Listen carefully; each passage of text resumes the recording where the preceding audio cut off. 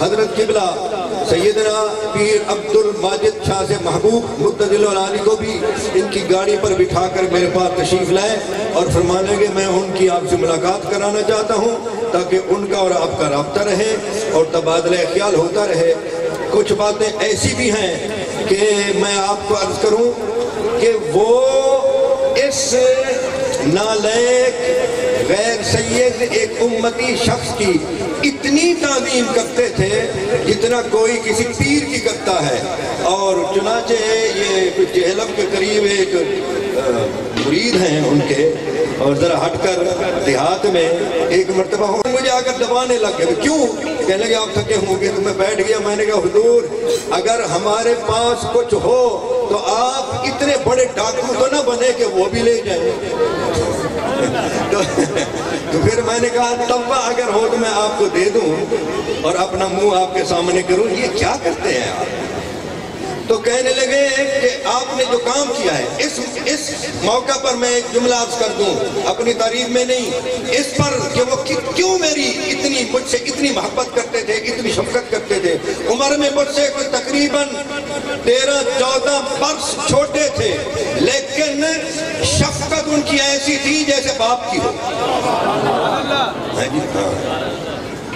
مجھے فرمانے لگے اس شریف میں اس وقت آپ بیمار ہیں، ذرا وہ اپنا اکاؤنٹ نمبر بھیجنا جس پر میں آپ کو کتابیں منگواتا ہوں اور پیسے بھیجتا ہوں۔ وہ میرے پاس رہا نہیں کیونکہ میں جب سے ادھر سے آیا ہوں سعودیہ سے عمرہ کر کے، تو کچھ نمبر میرے پاس نہیں رہے۔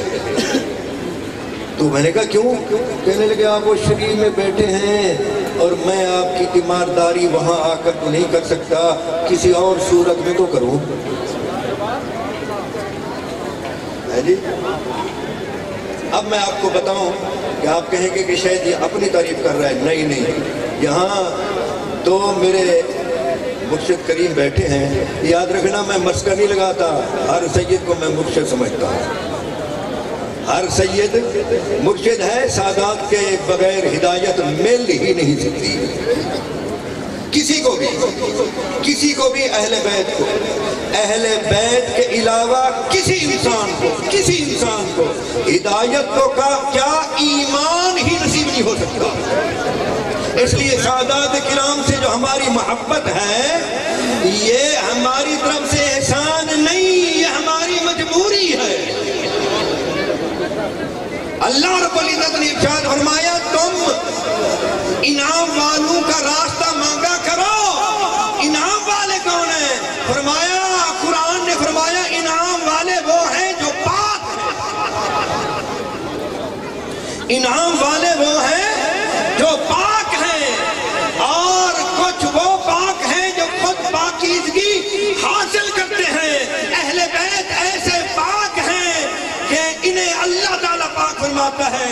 دوسرے لفظوں میں یوں سمجھیے، قرآن کہتا ہے فَاجْتَنِبُوا الرِّجْسَ مِنَ الْأَوْثَانِ، لوگوں پلیتی سے دور ہو جاؤ۔ جبکہ اہل بیت کی جب باری آتی ہے اللہ تعالیٰ فرماتا ہے اِنَّمَا يُرِيدُ اللَّهُ لِيُذْهِبَ عَنْكُمُ الرِّجْسَ أَهْلَ الْبَيْتِ، کہ اے پلیتی تو اہل بیت سے دور ہو جاؤ۔ اس لیے ہم ان پاکوں کے راستے پر چلنے کے لیے ان کے محتاج ہیں۔ جو کوئی ان سے محبت کرتا ہے یہ اس کی مجبوری ہے۔